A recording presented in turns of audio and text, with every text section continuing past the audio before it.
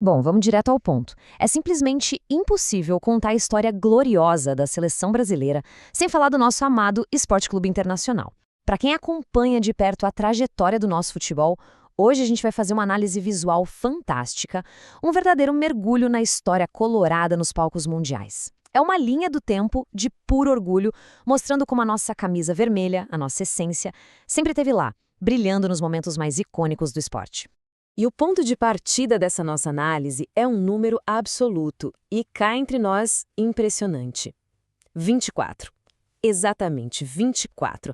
É a quantidade de vezes que os jogadores forjados do nosso clube, vestindo o manto sagrado colorado, atenderam aquele chamado máximo para defender o Brasil na maior competição de futebol do planeta. Cara, é um feito histórico que a gente tem mais é que celebrar. O grande charme dessa história toda está bem aqui, nesse selo Made in Beira-Rio. Ele ilustra perfeitamente como o nosso clube sempre foi uma fábrica, uma linha de produção contínua de talentos. O Internacional não é só um coadjuvante nessa história. Longe disso. A gente fornece de forma ininterrupta a fundação e a própria alma para a seleção. Parte 1. Os pioneiros do Beira-Rio. Vamos dar uma olhada nos nossos primeiros passos. Voltando lá para a década de 50, o nosso orgulho já marcava a presença mundial e, claro, impunha muito respeito. Logo de cara, na Copa de 1950, aqui no Brasil, tivemos gigantes como Nena e Adãozinho fazendo história naquela era inesquecível do Maracanã. Um pouco depois, em 54, foi a vez de todo o talento do Paulinho de Almeida representar essas cores.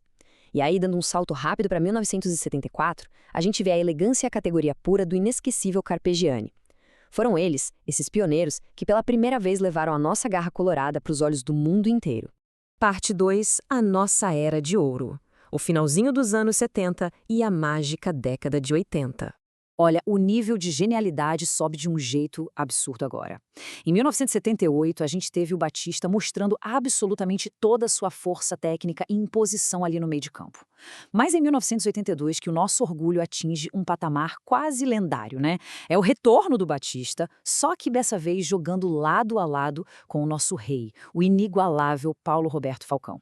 Pensa no meio-campo que exalava a essência, a magia do futebol brasileiro e que foi moldado, adivinha onde? Exatamente, bem aqui, na nossa casa.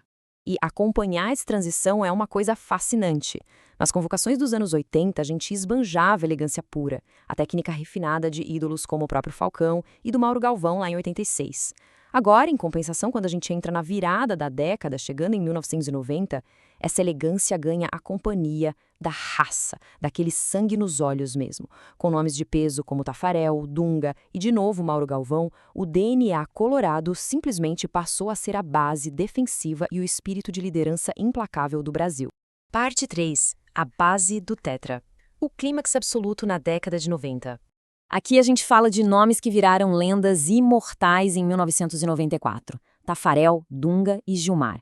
O que é fundamental entender é que o Internacional não mandou apenas jogadores para compor o elenco. De jeito nenhum. O Inter construiu literalmente a espinha dorsal daquela seleção campeã.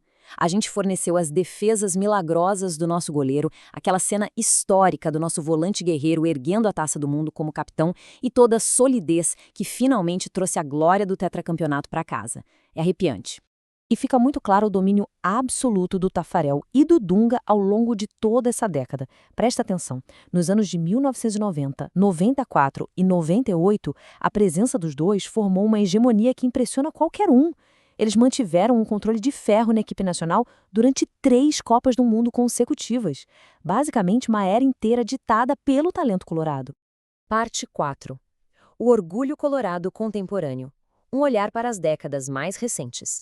Nas convocações mais recentes, a nossa tradição seguiu, claro, intacta e super vibrante. A gente teve toda a velocidade e a técnica do Nilmar brilhando lá em 2010. E aí, dando um pulo para 2018, rolou o surgimento de talentos puros como Tyson e Fred. Cada um desses nomes mantém vivíssima a força do nosso orgulho colorado e afirmando o tempo todo o respeito internacional que o Beira-Rio impõe. E assim chegamos ao nosso pilar defensivo moderno, o Alisson. A consistência dele nessa linha do tempo é uma coisa formidável. Presente na Copa de 2018, titular inquestionável em 2022 e até liderando as projeções para 2026. Ele é o nosso paredão contemporâneo, seguindo de forma brilhante os passos dos nossos gigantes do passado e garantindo que a escola colorada de goleiros continue lá no topo do mundo. Então, a grande pergunta que fica no ar e que eu deixo para nossa apaixonada torcida refletir depois de todo esse mergulho na nossa história é a seguinte: quem vai ser o próximo Orgulho Colorado? A nossa marca incrível de 24 convocações já está eternizada, mas a fábrica de talentos do Beira-Rio continua operando a todo vapor, dia e noite. Qual vai ser a próxima grande joia a vestir a amarelinha e honrar a nossa tradição? A expectativa é gigantesca, até porque uma coisa é certa olhando para todos esses dados. A nossa gloriosa história de contribuições para o futebol, com certeza absoluta, não para por aqui.